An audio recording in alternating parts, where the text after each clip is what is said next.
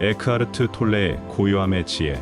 고요함의 지혜는 지금도 독자들의 깊은 사랑을 받고 있는, 지금 이 순간을 살아라의 저자 에크하르트 톨레의 두 번째 저서이다. 그는 독일 출생의 저명한 스피리추얼 작가이자 대중적인 스피리추얼 지도자로서 와킨스 리뷰에서도 가장 영향력을 지닌 인물로 선정되었다. 특히 자기개발, 스피리추얼 성장, 내적 평화에 관한 그의 철학은 다양한 문화 및 종교 전통에서 영감을 받았다. 따라서 고요함의 지혜에서 스피리추얼 철학과 내면의 깨달음에 관한 주제를 다루며 특히 고요함과 정적인 상태에서 존재하는 지혜에 초점을 맞추고 있다. 고요함의 지혜는 총 10장으로 구성되어 있고 그 속에는 간결한 가르침들이 들어있다. 되도록 단순하게, 되도록 짧게, 되도록 많은 여백을 두고 배열되어 있는 가르침들은 상징과 함의와 암시가 풍부하다. 어떤 말에 너무 집착 말라. 말이란 가능하면 빨리 건너야 할 징검다리에 불과하다.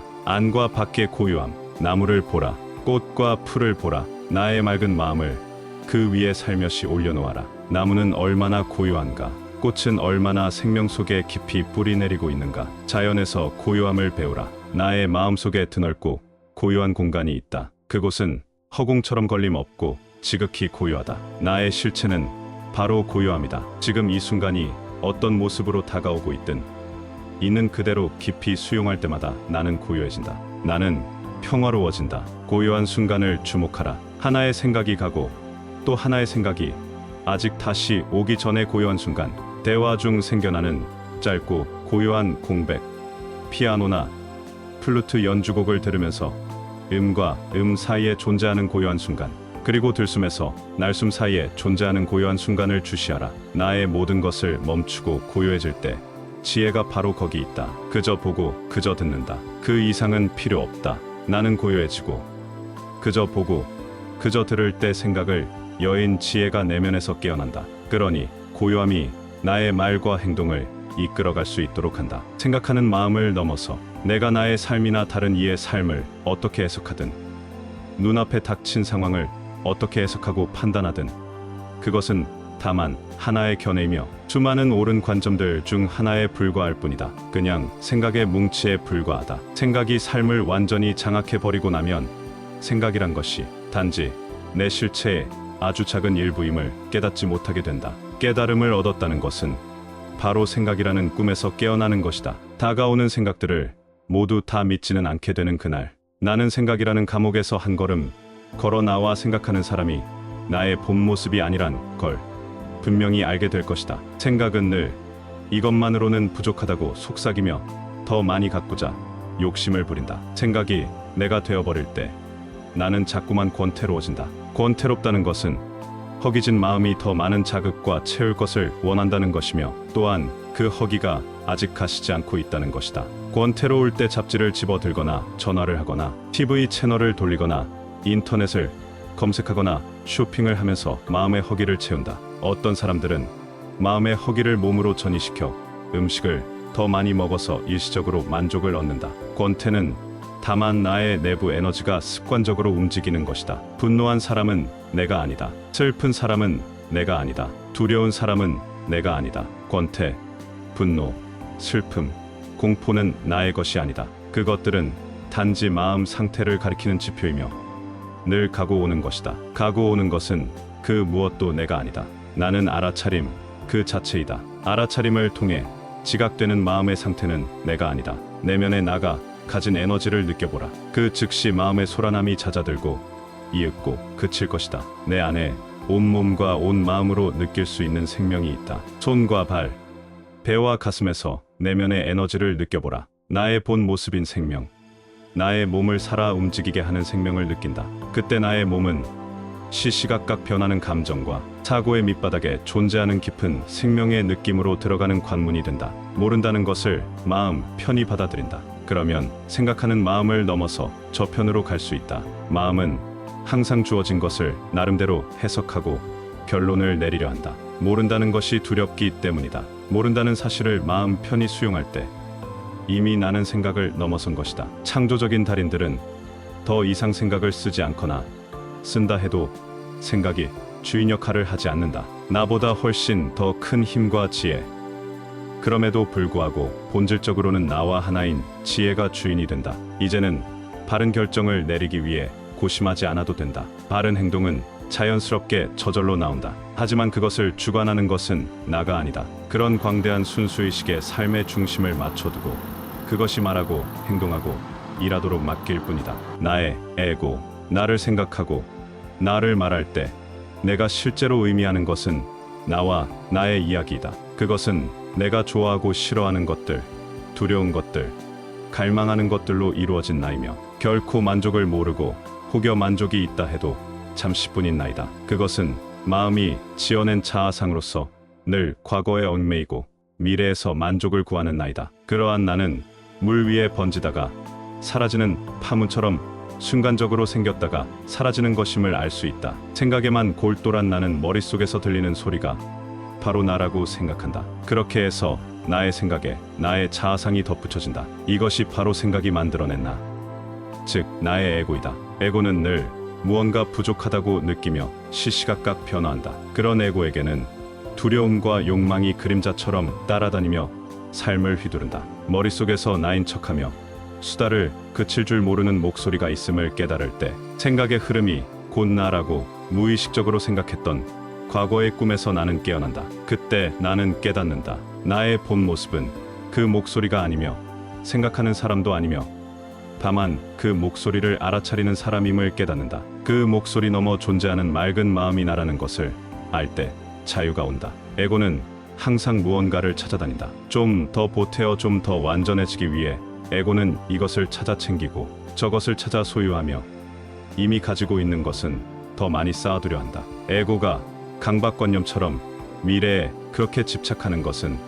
바로 그런 이유 때문이다. 내가 이 순간이 아니라 다음 순간을 위해 살고 있음을 알아차릴 때마다 나는 에고의 지배를 벗어난다. 그때 지금 이 순간에 온전히 머무를 수 있는 가능성도 커진다. 지금 이 순간에 온전히 머무를 때 에고보다 훨씬 큰 지혜가 나의 삶 속으로 들어온다. 사람들을 대할 때 미묘한 우월감이나 열등감을 느끼는 나를 알아차리는가? 그때 나는 비교를 통해 살아가는 에고를 바라보고 있는 것이다. 누군가에게 좋은 일이 생겼을 때, 남이 나보다 더 많이 할 때, 남이 나보다 더 많은 것을 할 수 있을 때 스스로 초라해졌다고 느끼는 에고에 부수적으로 따르는 것이 질투이다. 에고는 비교에서 정체성을 얻고 더 많이를 양식으로 먹고 산다. 에고는 무엇이든 붙잡는다. 하지만 모든 수단이 다 실패했을 때조차도 에고는 여전히 커질 수 있다. 삶이 자신에게만 불공평했다든지 심한 병이 걸렸었기 때문이라고 변명할 수 있으니까. 과거에 했던 일 또는 하지 못했던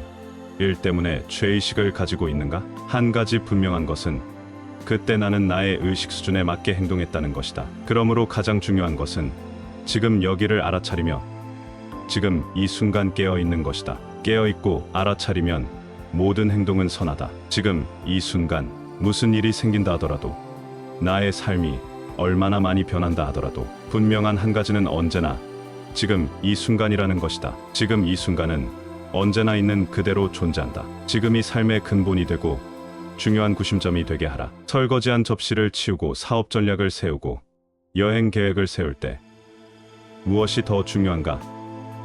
행위 자체인가? 아니면 행위를 통해서 이루고자 하는 결과인가?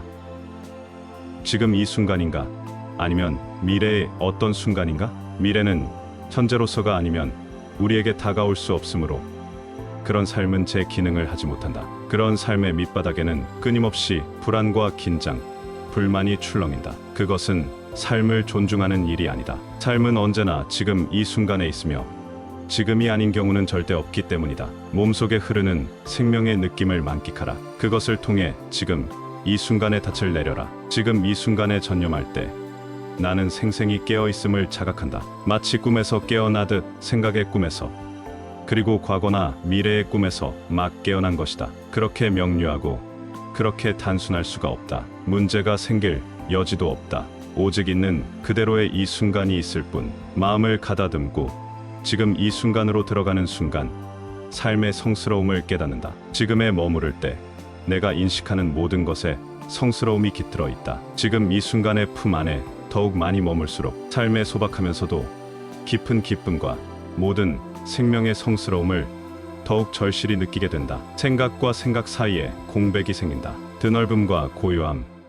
나는 내가 나의 생각보다 얼마나 더 넓고 깊은 존재인지 깨닫기 시작한다. 생각, 감정, 지각을 비롯해 체험하는 모든 것이 다 내 삶의 내용물이 된다. 나의 삶에서 나는 자아상을 얻고 나의 삶은 내용물이다. 적어도 나는 그렇게 믿는다. 나는 가장 확실한 사실을 계속 간구한다. 그것은 가장 깊은 곳에 존재하는 나의 실체는 내 삶에서 일어나는 일, 즉 삶의 내용물과는 상관이 없다는 사실이다. 나의 실체는 지금 이 순간과 하나이다. 그것은 언제나 변함이 없다. 어리든 늙었든 건강하든 병들었든 성공했든 실패했든 나의 실체는, 그리고 지금이라는 공간은 나의 가장 깊은 곳에 변함없이 존재한다. 내용물을 나의 실체로 착각하는 바람에 나는 나의 실체와 지금을 삶의 내용물을 통해서만 아주 희미하게 간접적으로 느낀다. 다시 말해서 나의 자아상은 환경과 사고의 흐름과 세상의 많은 일들로 인해 모호해지고 지금 이 순간은 시간에 의해 모호해진다. 그렇게 나는 생명의 뿌리 내리고 있음을 잊어버리고 세상 속에서 나를 잃어버린다. 인간이 본연의 자신을 잊어버릴 때 혼란, 분노, 우울, 폭력, 대립이 일어난다. 그럼에도 불구하고 진실을 기억해내고 집으로 돌아오기는 또 얼마나 쉬운가. 나의 참 모습, 나의 삶에는 중요한 것이 많다. 하지만 절대적으로 중요한 것은 단 하나뿐이다. 내가 바로 생명이다. 우주 전체에 충만한 한 생명 또는 한 의식이 잠시 한 형태를 취하여 돌멩이로, 프리프로, 동물로, 인간으로, 별로, 은하계로 체험을 즐기고 있는 것이다. 과거나 미래에서는 나를 찾을 수 없다. 나를 찾을 수 있는 유일한 곳은 바로 지금 이 순간이다. 내 자신이 현상계의 그것들이 생성되는 맑은 마음임을 알 때 나는 현상계의 종속으로부터 자유로워진다. 이제 나는 상황과 장소와 조건 속에서 자아상을 찾지 않는다. 다시 말해서 무슨 일이 일어나고 일어나지 않고는 별로 중요하지 않게 된다. 만물이 그 무거움과 심각함을 떨어뜨려 버린다. 이제 세상은 우주의 춤이다. 형상의 춤. 그 이상도 그 이하도 아니다. 나는 나무를 인식하는 사람도 아니고 사고, 감정, 체험이 거기 있음을 알아차리는 사람도 아니다. 나는 맑은 마음이다. 나는 순수의식이다. 나는 근원이다. 나를 통해 사고, 감정, 체험은 나타날 수 있다. 나로 인해 여러 현상들이 나타난다. 사람들의 삶은 욕망과 두려움의 지배를 받는다. 욕망은 무언가를 더하여 좀 더 풍성해지려는 욕구이다. 반면 모든 두려움은 무언가를 잃어 자신이 작고 초라해지는 것에 대한 두려움이다. 이렇게 더하고 잃어버리는 두 가지 활동은 생명이라는 것이 본래 줄 수도 빼앗을 수도 없다는 사실을 은폐한다. 풍요로운 생명은 이미 지금 이 순간 나에게 존재한다. 수용과 수능. 지금 이 순간을 아무 조건 없이 받아들일 때 지적 같은 일이 생긴다. 불가능한 기대치를 버리는 순간 나의 마음은 좀 더 조화로워지고 좀 더 평화로워진다. 나의 모든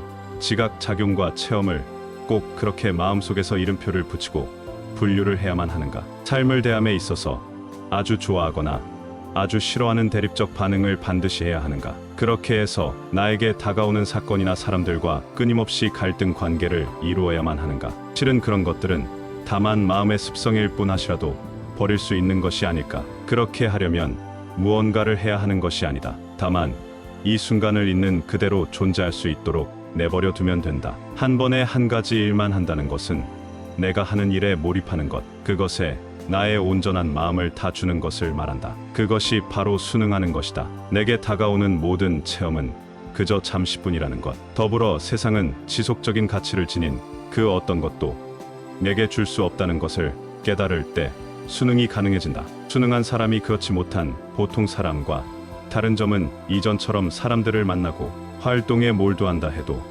더 이상 에고가 흔드는 대로 욕망과 두려움에 지배당하지 않는다는 것이다. 다시 말해서 이제 더 이상은 어떤 상황에 처하거나 어떤 사람을 만나거나 어떤 장소에 있어야만 만족하고 행복하리라고 기대하지 않는 것이다. 그런 것들이 불완전하고 무상한 것임을 인정하고 수용하는 것이다. 불가능한 기대치를 버리는 순간 갑자기 모든 상황과 사람, 모든 장소와 사건이 두루 다 마음에 드는 것이다. 더불어 나의 마음은 좀 더 조화로워지고 좀 더 평화로워진다. 지금 이 순간을 아무런 조건 없이 받아들일 때, 있는 그대로의 현실과 더 이상 싸우지 않을 때, 나의 마음속에는 생각을 해야만 한다는 강박관념이 줄어들고 그만큼 깨어있는 고요함이 늘어난다. 나의 의식은 100% 깨어있지만 지금 이 순간에 어떤 이름도 붙이려 하지 않는다. 이렇게 마음속의 저항을 다 내려놓을 때 생각하는 마음보다 무한히 더 크고 아무런 걸림도 없는 순수의식이 열린다. 이 드넓은 지혜는 나를 통해서 발현되어 나의 안과 밖에서 나를 돕는다. 마음속의 저항을 놓아버릴 때 주변 상황이 좋아지는 것은 바로 그런 이유 때문이다. 그저 지금 이 순간에 그러함을 그대로 두어라. 그것으로 충분하다. 무엇이든 저항 없이 온전히 수용할 때 평화는 찾아온다. 거기에는 내가 무언가를 받아들일 수 없다는 사실, 그래서 저항하고 있다는 사실을 수용하는 것까지도 포함한다. 삶을 내버려 두어라. 상관하지 말아라. 받아들인다는 말은 사실 나와 너의 구분이 있을 때 쓰는 것이다. 받아들인다는 말보다 그냥 삶을 내버려 두어라. 자연, 마음을 고요히 하고 바라보라. 귀 기울여 들어보라. 자연에 존재하는 풀 한 폭이, 뛰어노는 동물 한 마리가 다 온전히 제 자신으로 존재함을 보라. 인간과는 달리 그들은 제 자신을 둘로 분열시킬 줄 모른다. 그들은 제 자신의 이미지를 만들 줄도 모르고 그 이미지를 통해서 삶을 살아가는 법도 모른다. 그러니 이미지를 더 멋지게 꾸미거나 보호하려고 애쓰지도 걱정하지도 않는다. 사슴은 그저 사슴일 뿐이다. 수선화도 그저 수선화일 뿐이다. 자연에 존재하는 모든 것은 다 제 자신과 하나일 뿐만 아니라 완전한 전 우주와도 하나가 되어 있다. 자연의 섬세한 소리에 맑은 마음을 가져가 보라. 바람에 나뭇잎이 서걱이는 소리, 빗방울 떨어지는 소리, 풀벌레 우는 소리, 새벽녘 새의 첫 울음소리에 귀 기울여보라. 소리를 듣는 일에 전념하라. 귀에 들리는 그 소리 너머에 무언가 위대한 것이 있다. 생각으로는 도저히 가늠할 수 없는 성스러움이 거기 있다. 인간의 마음보다 훨씬 더 큰 지혜가 거기 작용하고 있다. 그 지혜에 닿을 수 있는 유일한 방법은 내 안의 에너지장을 느끼는 것이다. 몸 안으로 들어가 팔딱이는 그 무엇의 존재와 생명의 느낌을 맛보아라. 꽃 한 송이가 지금 여기에 온전히 존재하는 모습, 삶에 완전히 순응한 모습을 보라. 나의 호흡을 잘 살펴보면 호흡을 통제하는 것이 내가 아님을 알 수 있다. 그것은 자연의 숨결이다. 나는 자연에서 분리된 존재가 아니다. 나는 우주 전체의 무수한 많은 형태로 모습을 나타내는 한 생명의 일부이다. 그 무수한 형태는 모두 서로 온전히 연결되어 있다. 드넓고 고요한 공간이 자연의 모든 것을 감싸 안고 있다. 나 역시 그 공간에 감싸여 있다. 관계, 궁극적으로 남이란 없다. 나는 언제나 나 자신을 만나고 있을 뿐이다. 지금 이 순간의 여유로움 안으로 누가 들어오든 다 귀한 손님으로 맞이하라. 에고가 삶을 지배하는 동안 나의 생각, 감정, 행동은 거의 모두 두려움과 욕망에서 나온다. 그러면 인간관계에서도 상대에게서 무언가를 원하거나 상대의 무언가를 두려워하게 된다. 내가 그에게 원하는 것은 인정, 칭찬, 관심, 즐거움과 물질이다. 또는 비교를 통해 내가 더 많이 가졌다, 내가 더 많이 안다는 우위를 점유하여 내가 돋보이는 것이다. 반면 내가 두려워하는 것은 그 사람 때문에 내가 초라해지는 것이다. 지금 이 순간을 목적을 위한 수단이 아니라 전념의 대상으로 삼을 때 에고를 넘어설 수 있다. 내 앞에 있는 사람에게 온 마음을 다 줄 때 그와 나의 인간관계에서 과거와 미래가 다 사라지고 다만 실제적인 것에만 집중할 수 있다. 누구를 만나든 그와 온전히 함께 할 수 있을 때 그에 대한 개념적 정체성을 넘어서서 두려움이나 욕망에 휘둘리는 일 없이 그와 대화할 수 있다. 중요한 것은 전념, 즉 깨어있는 고요함이다. 인간관계에서 두려움과 욕망을 넘어서는 것은 얼마나 멋진 일인가. 사랑은 그 무엇도 원하지도 두려워하지도 않는다. 고요함이 가져오는 드넓은 공간의 여유로움 없이는 어떤 인간관계도 자라날 수 없다. 그와 함께 자연 속에서 명상하라. 고요한 시간을 함께 하라. 그와 자연 속으로 산책을 가고 함께 차 안에 앉아 있어. 집에 있을 때에도 고요함 속에 함께 있는 것이 익숙하고 평안해야 한다. 고요함은 만들어 낼 수 있는 그런 것이 아니며 또 그럴 필요도 없다. 고요함은 이미 여기 존재한다. 다만 소란한 마음이 가리고 있을 뿐이다. 그러니 그저 마음을 열고 고요함을 받아들이기만 하면 된다. 누군가를 만났을 때 비록 순간에 불과하더라도 나는 그 사람에게 온전히 집중함으로써 그의 존재를 인정하는가? 아니면 그 사람을 다만 목적을 위한 수단으로 하나의 기능이나 역할로 격화시키는가? 잠시만 전념하면 충분하다. 그 사람을 바라보거나 그의 말을 들을 때 2, 3초 정도 생생한 고요함이 자리하면 된다. 물론 궁극적으로는 남이란 없다. 나는 언제나 나 자신을 만나고 있을 뿐이다. 죽음과 영원, 삶에서 끝을 받아들이고 한 걸음 더 나아가 끝을 환영하는 법을 배운다면 처음에는 불편하게만 느껴지던 공허함이 어느 순간 깊고 평화로운 내면의 여유로움으로 바뀌는 것을 볼 수 있다. 나의 에고가 더 이상 나타나지 않을 수 있다는 것은 상상조차 할 수 없는 두려운 일이다. 그래서 이름과 형상이 그 귀중한 나라는 착각, 나의 이야기가 나라는 착각 속에 살고 있다. 그러한 나는 다만 의식의 장에 생긴 일시적인 현상에 불과할 뿐인데 말이다. 나는 바로 내 안에 있는 영혼이다. 삶을 살다 보면 늘 상실을 겪는다. 재산이나 집, 가까운 사람을 잃어버리기도 한다. 명예나 직업, 몸의 기능을 잃어버리기도 한다. 그렇게 깊은 상실을 경험할 때마다 내 안에 있던 무언가가 죽어버린다. 내가 누구라고 알고 있는 자아상이 점점 작아지고 초라해진다. 방향 감각을 상실하기도 한다. 나는 무언가를 잃어버렸는데 그것을 잃은 나는 그럼 누구인가? 무의식 중에 나의 일부라고 동일화했던 형상이 나를 떠나거나 해체되면 극히 고통스럽다. 이를테면 내 존재의 그물망에 횡하니 구멍이 뚫린 기분이다. 고통과 슬픔을 부정하지도 무시하지도 말라. 고통이 거기 있음을 수용하라. 생각은 사실의 주변에서 서성거리며 나를 피해자로 만들어간다. 두려움, 분노, 원한, 자기연민 등이 내가 맡은 피해자 역할에 수반되는 감정이다. 그러한 감정 저변에 무엇이 있는지, 마음이 지어낸 이야기 뒤에 무엇이 있는지 잘 살펴보라. 내 안의 구멍에 휘몰아치는 공허함을 느껴보라. 그 낯선 공허함을 똑바로 마주하고 받아들일 수 있는가? 추용이 일어나는 순간 더 이상 두려움은 없다. 놀랍게도 그곳에서는 평화로움이 번져 나올 것이다. 고통과 고통의 끝. 고통은 정말 필요한 것인가? 필요하기도 하고 필요하지 않기도 하다. 지금까지 겪은 고통이 없었다면 나라는 사람은 깊이가 부족했을 것이다. 겸손과 자비도 없었을 것이다. 고통은 에고의 단단한 껍질을 부순다. 그러다가 어느 날 고통이 목적이 다하는 순간이 온다. 나에게 더 이상은 고통은 필요 없다고 깨달은 그 순간까지만 고통은 필요한 것이다. 불행은 생각이 만들어낸 나의 정체성을 필요로 한다. 나의 이야기를 필요로 한다. 그리고 불행은 과거와 미래라는 시간을 필요로 한다. 나의 불행에서 시간을 제거해버리면 남은 것은 무엇인가?